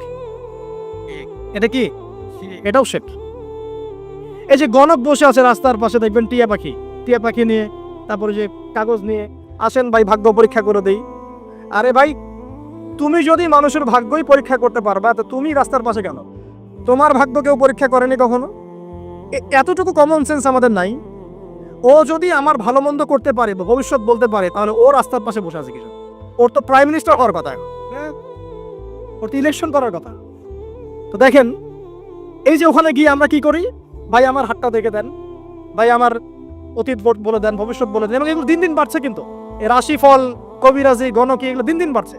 এবং আমি লক্ষ্য করছি দিন দিন আরেকটা জিনিসও বাড়ছে, সেটা হলো জাদুবিদ্যার চর্চা করা। এবং গ্রামে গঞ্জে কুফুরি বাড়ছে না? কুফুরি করা, তাবিজ করা, বিচ্ছেদ করা, স্বামী স্ত্রীর বিচ্ছেদ করা, মেয়েকে বশ করা, সন্তানকে বশ করা বাড়ছে না? সবই শিরক, এগুলো সবই কুফুরি। এগুলো মুসলিমরা করছে না। মুসলিমরা এসব শিরকে লিপ্ত আছে বলেই তো অন্তর কঠিন হয়ে গেছে। ফাকাসাত কুলুবুহুম, তাদের অন্তর কঠিন হয়ে গেছে। তো একটা হাদিস বলে এখানে খালি, নবী সাল্লাল্লাহু আলাইহি ওয়াসাল্লাম বলছেন, যদি কেউ কোনো গণকের কাছে যায়, গিয়ে বলে দেখেন তো আমার হাতটা একটু, ও কিন্তু বিশ্বাস করে না যে এ ভবিষ্যৎ বলতে পারে, খালি এমনি বলেছে একটু দেখেন তো, বলার সাথে সাথেই 40 দিনের নামাজ কবুল হবে। আর যদি তার বলা কথায় বিশ্বাস করে যে হ্যাঁ তোমার ভবিষ্যৎ খুব ভালো, তুমি চাকরি পাবা, এটা করবা সেটা করবা, এবং সে বিশ্বাস করলো হ্যাঁ এটাই হবে, তখন নবী সাল্লাল্লাহু আলাইহি ওয়াসাল্লাম বলছেন সে যেন আল্লাহর পক্ষ থেকে যা নাজিল হয়েছে, মানে যে কোরআনুল কারীম, এই কোরআনকে যেন সে অস্বীকার করলো, মানে কুফরি করলো। এগুলো আমরা করছি না ভাই? অনেক কিছু করছে। আমরা স্তম্ভের পূজা করছি, অনেক মুসলিম আগুনের পূজা করছে। আগুন জ্বালিয়েছেন, মাথা নত করছেন কেন? আগুনের সামনে আপনি মাথা নত করবেন কেন? আপনি একটা স্তম্ভের সামনে, গাছের কাছে, গাছের সামনে দাঁড়িয়ে মাথা নত করে ধ্যান করবেন কেন? আপনি মেডিটেশন করছেন কি জন্য? আপনাকে নামাজ দেওয়া হয় নাই? 5 ওয়াক্ত নামাজ দেওয়া হয় নাই? নামাজ হচ্ছে বড় মেডিটেশন কিছু আছে নাকি? আপনি ধ্যান করছেন কি জন্য? অনেক মুসলিম তো জিনের উপাসনা করছে, জানেন? অনেক মুসলিম জিনকে তাবে করার চেষ্টা করছে। আর জিন বলে একটা জাতি আছে, এটা সত্য। এরকম প্রতিটা ক্ষেত্রে শিরক আছে। শিরক কথায় আছে, কাজে আছে, বিশ্বাসে আছে। দেখবেন মুসলিমরাই আল্লাহ ছাড়া অন্য কারো কাছে দোয়া করছে, মুসলিমরা নজর মানত করছে অন্য জায়গায়, আল্লাহর জন্য নজর মানত করছে না, অন্য কাউকে সন্তুষ্ট করার জন্য করছে। সন্তান হয় না, সন্তান হয় না, এখন কি হবে? সন্তান হয় না তো অমুকের কাছে যাও, সেখানে গিয়ে বকরি জবাই দাও, সন্তান হবে। সুবহানাল্লাহ। তো এই পদ্ধতি ইব্রাহিম আলাইহিস সালামের জানা ছিল না? শেষ বয়সে তিনি বলছেন রব্বি হাবলি মিনাস সালিহিন। আপনি দোয়া করতে পারেন না? সন্তান হবে না কেন? আল্লাহ পাক তাকদিরে লিখে রাখলেন, অবশ্যই হবে। আর আল্লাহ পাক তাকদিরে না লিখলে কিভাবে হবে? তাকদিরে যে ব্যক্তি বিশ্বাস করে না, সে ব্যক্তি হতাশ হয়। যা কিছু হচ্ছে আমাদের জীবনে সবই তাকদির, এর বাইরে একটা মানুষও যেতে পারবে না। প্রিয় ভাইরা, কথায়, কাজে এবং চিন্তায় আমরা অনেক শিরিক করছি। শিরিকের কারণে আমাদের অন্তর কঠিন হয়ে গেছে। আরো কেন কঠিন হচ্ছে? বেদাত। আমল করছেন নবীর সুন্নত মারার জায়গায় অন্য কিছু আপনি করছেন। এমন এমন কিছু আমল করছেন যেগুলোর সাথে রাসূলের সুন্নতের কোনো সম্পর্ক নাই এবং সাহাবীদের সুন্নতেরও কোনো সম্পর্ক নেই। এই ক্ষেত্রে গিয়ে আপনি বেদাত করছেন, বেদাত করে অন্তর কঠিন হয়ে যাচ্ছে। অন্তর কঠিন হওয়ার একটা বড় কারণ হচ্ছে হারাম রিজিক। যখন আপনি হারাম রিজিকে যাচ্ছেন, সুদ, ঘুষ, আপনার দুর্নীতি, আপনার এই যে অন্যের সম্পদ আত্মসাৎ হয়ে যাচ্ছে। আমি কি বুঝাতে পারছি না? হারাম রিজিক যখন আপনার শরীরে ঢুকছে, অন্তরটা শক্ত হয়ে যাচ্ছে। একটা হাদিস যথেষ্ট। আল্লাহ রাসূল বলেছেন ইন্নাল্লাহা তাইয়্যিব লা ইকবালু ইল্লা তাইয়্যিব। আল্লাহ পাক পবিত্র সত্তা, তিনি পবিত্র ছাড়া কবুল করেন না। আপনি 10টা হজ করে আসেন, চুরির টাকা দিয়ে, ডাকাতির টাকা দিয়ে, আত্মসাতের টাকা দিয়ে, দুর্নীতির টাকা দিয়ে, যদি কবুল হয় তাহলে কোরআন সুন্নাহ মিথ্যা হয়ে যাবে। নাউযুবিল্লাহ। কথা কি বুঝতে পারছেন না? আল্লাহ রাব্বুল আলামিন বলছেন আল্লাহ পাক পবিত্র ছাড়া কবুল করেন না। হারাম রিজিক দিয়ে ইবাদত কবুল হয় না। আমরা ওই যে রংপুর অঞ্চলে একবার ওই যে হারাগাছ একটা অঞ্চল আছে না, সেখানে গিয়েছিলাম। সেখানে মাশাআল্লাহ আবার বিড়ির অনেক ফ্যাক্টরি আছে। কিসের? বিড়ি তো হালাল নাকি? তামাক তো হালাল নাকি? তো সেখানে বিড়ি ফ্যাক্টরির অনেক মালিক আছে এবং তারা মসজিদ কমিটির অনেক দায়িত্বপ্রাপ্ত আছে। মুসলিমদের গায়রত্ব এখন নাই, মুসলিমরা এদেরকে আবার মসজিদ কমিটির সদস্যও বানিয়েছে। তো এখন মসজিদ কমিটিতে এসে তার প্রভাবে ইমাম সাহেব টিকতে পারে না। দুইজন বলে নামাজের পর হাত তুলে দোয়া করতে হবে, দুইজন বলে করা যাবে না। ঠিক আছে? এই নিয়ে ক্যাচাল। এই ক্যাচাল হতে হতে দেখা গেল এক পর্যায়ে মারামারি পর্যন্ত হয়েছে। মসজিদ ভাগ হয়েছে, মারামারিও হয়েছে। তো সেখানে আমাকে দাওয়াত করেছিল যে ওয়াজ করার জন্য, দোয়া করার কথা বলছে। তাই আমি বললাম যে দোয়া করে লাভ কি? দোয়া করলেই বাকি, না করলেই বাকি, রিজিকটাই তো হারাম। আপনি তো তামাকের টাকা খাচ্ছেন, তামাক। আপনি মাদকের টাকা খাচ্ছেন, এটা কি হালাল না হারাম? তো হারাম টাকা দিয়ে হাত তুলে দোয়া করলেই কি না করলেই কি, দোয়া তো উঠছে না উপরে। আগে হারাম রিজিক ছাড়েন, তারপর দোয়া করুন। তো রিজিক হারাম হওয়ার কারণে আমাদের কি হচ্ছে, অন্তরটা কি হচ্ছে ভাই, কঠিন হচ্ছে। ওই পাখির মতো আর মুক্ত আকাশ উঠতে পারবে না। তারপরে সামনে যান, আরো কেন কঠিন হয়, বস্তুবাদিতা, দুনিয়া, সারাদিন দুনিয়ার ফিকির, দুনিয়ার চিন্তা, খাবো কি, করবো কি, ব্যাংক ব্যালেন্স, টাকা পয়সা, স্ট্যাটাস, সারাটা দিন দুনিয়ার দুনিয়া। ঘুম থেকে ওঠা থেকে নিয়ে শুরু করে ঘুমানো পর্যন্ত খালি দুনিয়া। যারা দুনিয়ার নেশায় মত্ত হয়ে আছে, এদের অন্তরটা কঠিন হয়ে যায়। এই অন্তরটা পাখির মতো হতে পারবে না। ঠিক আছে কথা? যারা দুনিয়ার নেশায় মত্ত হয়ে আছেন, এই অন্তরটা কঠিন হয়ে যাবে, পাখির মতো হতে পারবে না। তারপর কি, আরো সামনে যান, দিনই জ্ঞান চর্চা না করা অন্তর কঠিন হওয়ার কারণ।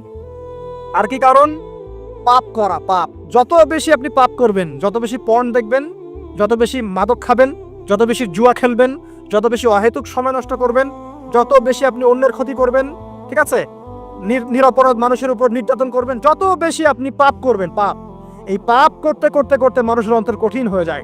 ইবনুল কাইয়্যিম রাহিমাহুল্লাহ বলেছেন যে পাপ করতে থাকলে মানুষের অন্তর কঠিন হয়ে যেতে থাকে, এবং ইস্তেগফার আর জিকির করলে গিয়ে মানুষের অন্তর আবার নরম হতে থাকে। পাপের উপর পাপ করতে থাকলে মানুষের অন্তর কঠিন হতে থাকে।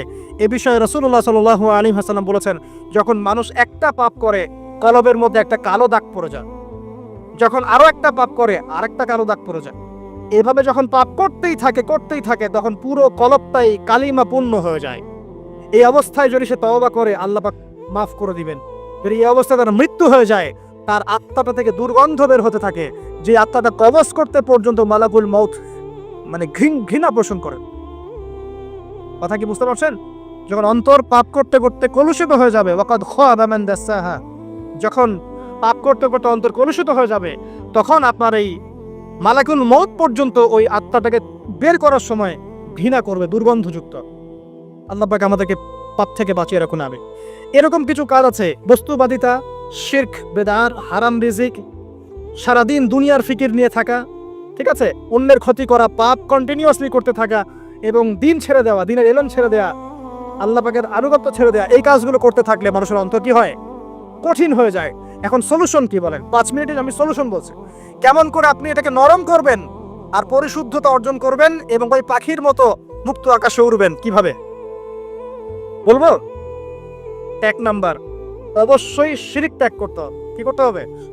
শিরক ত্যাগ করতে হবে। আল্লাহ পাকের তাওহীদের উপর থাকতে হবে। আল্লাহ পাক তৌফিক দান করুন।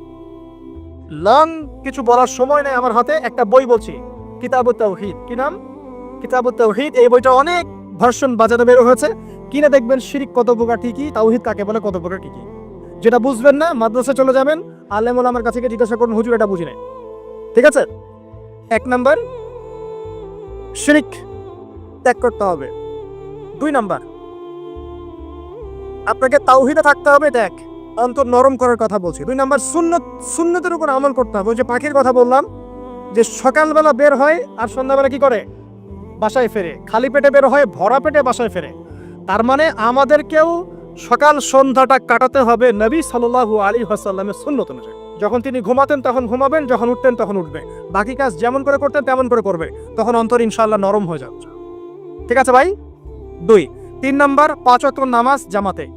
নামাজ আপনাকে যে কোনো পাপ থেকে বাঁচাবে ইনশাআল্লাহ। ভাই জেনা করছেন, নামাজ পড়েন, তাও তওবা করে নামাজ পড়েন। আপনি হারাম অ্যাফেয়ার্সে আছেন, হতাশ হয়েন না, নামাজ পড়েন। গুনাহ ছাড়তে পারছেন না, নামাজ পড়েন। সুদ খাচ্ছেন, নামাজ পড়েন। আপনি পতিতালয়ে গিয়েছেন, নামাজ পড়েন। বেপরদা চলছেন, তাও নামাজ পড়েন। আপনি অন্যের হক নষ্ট করেছেন, তাও নামাজ পড়েন। যে পাপই করেছেন, নামাজটা পড়েন। নামাজ আপনাকে সমস্ত পাপ থেকে বাঁচিয়ে রাখবে ইনশাআল্লাহ। ইনশাআল্লাহ আস্তে আস্তে ইনশাআল্লাহ দেখবেন সব পাপ থেকে আপনি দূরে চলে আসছেন ইনশাআল্লাহ তাআলা। 3 নাম্বার নামাজ। 4 নাম্বার, বেশি থেকে বেশি, ভাই শোনেন, বেশি থেকে বেশি পরকালের ফিকির করবেন। খালি পরকালের চিন্তা করবেন যে আমাকে মৃত্যুবরণ করতে হবে, কবর যেতে হবে, পুলসিরাত পার হতে হবে, আল্লাহর সামনে দাঁড়াতে হবে। যত বেশি আপনি আল্লাহর ফিকির করবেন, পরকালের ফিকির করবেন, আপনার মনটা নরম হয়ে যাবে ইনশাআল্লাহ, মনটা শক্ত হবে না। 5 নাম্বার, মানুষের সাথে খুব বেশি মেলামেশা করবেন। মানুষের সাথে খুব বেশি মেলামেশা করলে ইবনুল কাইয়্যিম রাহিমাহুল্লাহ বলেছেন অন্তর কঠিন হয়ে যাবে। কারণ মানুষ আপনাকে গীবত করাবে, হ্যাঁ, মানুষ খারাপ কাজে নিয়ে যাবে, বেফাস কথাবার্তা বলবেন, হয়তো বেফাস কাজ করবেন, ফুজুল কি বাদ করবেন, এগুলো করতে গিয়ে আপনি দেখবেন অন্তর কঠিন হয়ে গেছে। এত বেশি মানুষের সাথে মেলামেশার দরকার নাই, প্রয়োজন যতটুকু অতটুকু করবে। ঠিক আছে, আল্লাহ পাক তৌফিক দান করুন, আমিন। কয়টা বললাম? 5, 6। আমার সবচেয়ে প্রিয় নসিহত, প্রত্যেক দিন মিনিমাম 1 ঘন্টা করে কোরআন তেলাওয়াত করবেন বুঝে। আমি বলিনি না বুঝে করলে কোনো নেকি হবে না, প্রত্যেক হরফে 10 নেকি হবেই হবে, কিন্তু আপনি করবেন বুঝে ইনশাআল্লাহ। যখন বুঝে আপনি প্রত্যেক দিন 1 পারা করে বা 1 ঘন্টা করে কোরআন তেলাওয়াত করবেন, আপনার কলিজা, আপনার কলব নরম হতে বাধ্য এবং আপনার অন্তরে আল্লাহ নূর নেমে আসবে ইনশাআল্লাহ। দেখবেন আপনার কলব থেকে সমস্ত এই যে পঙ্কিলতা, কলুষতা ইনশাআল্লাহ চলে যাবে ইনশাআল্লাহ তাআলা। দুটো জিনিস অন্তরকে পবিত্র করে ফেলে, এক হচ্ছে কোরআন তেলাওয়াত, আর এক হচ্ছে বেশি থেকে বেশি আল্লাহর জিকির এবং ইস্তেগফার। তো কোরআন তেলাওয়াত বাড়িয়ে দেন, আল্লাহ পাক সবাইকে কোরআন তেলাওয়াত করার তৌফিক দান করুন, আমিন। যারা শেখেন নাই আজকে ওয়াদা করেন যে কোরআন আপনারা বিশুদ্ধ করে পড়া শিখবেন, ওয়াদা করেন। আগামী রমজান আসার আগেই 1 খতম দেওয়া চাই, পারবেন? এবং কোরআনের চর্চা বাড়িয়ে দিবেন, প্রত্যেক দিন কিছু করেন না করেন কোরআন তেলাওয়াত করতে হবে, ঠিক আছে? আল্লাহ পাক তৌফিক এনায়েত করুন, আমিন। আর বুঝে পড়ার চেষ্টা করবেন। একটা সহজ তাফসীর বলে দেই, মারিফুল কোরআন বাসা আছে না? মারিফুল কোরআন তাফসীর ইবনে কাসির বাসায় নাই, জালালাইন বাসায় নাই, বাসায় নাই, কিনেন। সারাদিন তো অনেক টাকা পয়সা খরচ করছেন, 3টা তাফসীর কিনেন, জালালাইন কিনেন, মারিফুল কোরআন কিনেন, ইবনে কাসির কিনেন, বাসায় গিয়ে পড়া শুরু করেন। পারবেন না? যে একটা বুঝবেন না, ওলামা কেরামের কাছে যাবেন, গিয়ে বলবেন হুজুর এটা বুঝি নাই, বুঝাই দেন। নিজে নিজে ব্যাখ্যা করতে যাবেন না, ব্যাখ্যা করলে দেখবেন এক যে পণ্ডিত বেরোছে, কিছু পণ্ডিত কোরআন পড়ে বলে কোরআনই মানি হাদিস মানি না, এরকম পণ্ডিত দেখেন নাই? কোরআনই মানি হাদিস আর মানি না, কারণ আল্লাহ নাকি নাউজুবিল্লাহ কোরআনে নাকি আল্লাহ পাক হাদিস মানতে বলে নাই, ও নাকি পায় না। এই জন্য দেখলাম সুবহানাল্লাহ নামাজ পড়তেছে, কোরআন থেকে নামাজ পড়তেছে, হাদিসের কোনো হেদায়েত নিবে না। মানে কিরকম যে হাত আবার ঠিকই বাঁধতেছে, হাত বাঁধতেছে, রুকু করতেছে, সেজদা করতেছে, এগুলো আবার কোথায় পাইলো আল্লাহ ভালো জানে। হাত এভাবে বাঁধতেছে, এভাবে হাতটা বাঁধা কোরআনে কোথায় আছে আমি পাইলাম না কোথাও, ঠিক আছে? হাদিস ছাড়া কি এগুলো আসবে? হাত বাঁধ, সেজদায় গিয়ে সুবহান রাব্বিয়াল আ'লা বলছে না, বলছে আসলামতু লিরাব্বিল আলামিন, এটা কোরআন থেকে বলছে। অথচ নবী সাল্লাল্লাহু আলাইহি ওয়াসাল্লাম হাদিস থেকে বলছেন সুবহান রাব্বিয়াল আ'লা সুবহুন কুদ্দুসুন রব্বুল মালাইকাতি ওয়ার রূহ সুবহানাকাল্লাহুম্মা রাব্বানা ওয়া বিহামদিকা আল্লাহুম্মা ইগফির। এগুলো নাই, ও বলছে আসলামতু লিরাব্বিল আলামিন, মানে কোরআন মানি হাদিস মানি না। এত বেশি পণ্ডিত হওয়ার দরকার নাই, এরা হচ্ছে ইচরা পাকা টাইপের পণ্ডিত। ওমর রাদিয়াল্লাহু আনহুর যুগে বেঁচে থাকলে এদেরকে পিটাই সোজা করে ফেলাইতে। ইসলামী শুরু করছে, কোরআন মানি হাদিস মানি না। আল্লাহ পাক কোরআনে বলছে ওয়া মা আতাকুমুর রাসূলু ফাখাযু, রাসূল যা দিয়েছেন তা গ্রহণ করো, ওয়া মা নাহাকুম আনহু ফানতাহু, রাসূল যা নিষেধ করছেন দূরে থাকো। রাসূল যা দেন সেটা হাদিস না, রাসূল যা দেন সেটা সুন্নাহ না, সুন্নাহ তো সে মানেই না, আলটিমেটলি সে কোরআনই মানে না। তো আসল কথা হচ্ছে এইসব ফিতনা থেকে বেঁচে থাকবেন, কোরআন তেলাওয়াত বাড়িয়ে দেন। কয়টা বলছি? 5টা 6টা। 7 নাম্বার, বেশি থেকে বেশি ইস্তেগফার সারাদিন পড়বেন, আস্তাগফিরুল্লাহ ওয়া আতুবু ইলাইহি, আস্তাগফিরুল্লাহ ওয়া আতুবু ইলাইহি, আস্তাগফিরুল্লাহাল্লাযী লা ইলাহা ইল্লা হুয়াল হাইয়ুল কাইয়্যুম ওয়া আতুবু ইলাইহি। প্রত্যেকদিন পড়তে হবে 100 বার করে। কতবার করে? 100 বার। 8 নাম্বার, বেশি বেশি আল্লাহর জিকির, চলতে ফিরতে জিকির, সুবহানাল্লাহ, আলহামদুলিল্লাহ, লা ইলাহা ইল্লাল্লাহ, আল্লাহু আকবার, লা হাওলা ওয়ালা কুওয়াতা ইল্লা বিল্লাহ। বলবেন হাসবুনাল্লাহু ওয়া নি'মাল ওয়াকিল, ঠিক আছে? সুবহানাকাল্লাহুম্মা রাব্বানা ওয়া বিহামদিকা আল্লাহুম্মা ইগফিরলি, সুবহানাল্লাহি ওয়া বিহামদি আদাদা খালকি ওয়া রিদা নাফসি ওয়া জিনাতা আরশি ওয়া মিদাদা কালিমাতি। যত জিকির আছে সব করবেন, জিকির বাড়াবেন। যত জিকির বাড়াবেন অন্তর পরিশুদ্ধ হবে ইনশাআল্লাহু আযজা ওয়া জাল। কয়টা বলছে? 8। আর 2টা বলি, 9। অন্যের হক নষ্ট করবেন না। অন্যের হক নষ্ট করলেই মন কঠিন হয়ে যাবে। অন্যের হক নষ্ট করবেন না, বরং মানবতার কল্যাণে কাজ করেন। যে কাজগুলো মানব সেবামূলক সেগুলো করেন। রক্তদান কর্মসূচি করেন, গাছ লাগান, এতিমের মাথায় হাত বোলান, বিধবার খোঁজ খবর নেন, ঠিক আছে? মেয়েদের সেলাই মেশিন কিনে দেন, মানুষের উপকারে কাজ করেন। দেখবেন আপনার মনটা নরম হয়ে যাবে। যার মন নরম এবং যার মনের মধ্যে সততা আছে, আল্লাহ পাক ইনশাআল্লাহ সেখানে অবশ্যই হেদায়েত ঢালবে ইনশাআল্লাহ। আর 10 নম্বর সবচেয়ে শেষ হচ্ছে যে কবর জিয়ারত করবেন বেশি বেশি করে, এবং নিজের মৌতের কথা স্মরণ করে আল্লাহর কাছে বেশি বেশি দোয়া করবেন। কি দোয়া করবেন? ইয়া মুকাল্লিবাল কুলুব সাব্বিত কলবি আলা দীনিক, ইয়া মুসাররিফাল কুলুব সাররিফ কুলুবানা আলা তাআতিক। এই দোয়াগুলো করবেন ইনশাআল্লাহ। এবং কবর জিয়ারত করবেন সপ্তাহে সপ্তাহে, পারলে 2 দিন 3 দিন পর পর কবরস্থানে যাবেন। ইনশাআল্লাহ দেখবেন আপনার মন নরম হবে ইনশাআল্লাহ আযজা ওয়া জাল। এখনকার সভ্যতা এসে কবরস্থানকে সমাজ থেকে দূরে সরিয়ে দিয়েছে। অথচ আগে মুসলিমদের কবরস্থান ছিল মসজিদের পাশে, 5 ওয়াক্ত নামাজ পড়তো, কবর জিয়ারত করে বাসায় যেত। 5 ওয়াক্ত নামাজ পড়তে আসতো, কবরকে দেখতো, পরকালে কথা স্মরণ হতো। এখন কবরস্থান ওই যে দূরে, সারা জীবনে একবার যায় কিনা সন্দেহ আছে। এই 10টা কাজ যদি আপনারা করতে পারেন ইনশাআল্লাহ তাআলা, আমাদের কলবটা ইনশাআল্লাহ নরম হবে, আত্মশুদ্ধি অর্জিত হবে। আর এগুলোর পাশাপাশি অবশ্যই আল্লাহওয়ালা, আত্মশুদ্ধিওয়ালা মানুষের সোহবতে গিয়ে থাকবেন।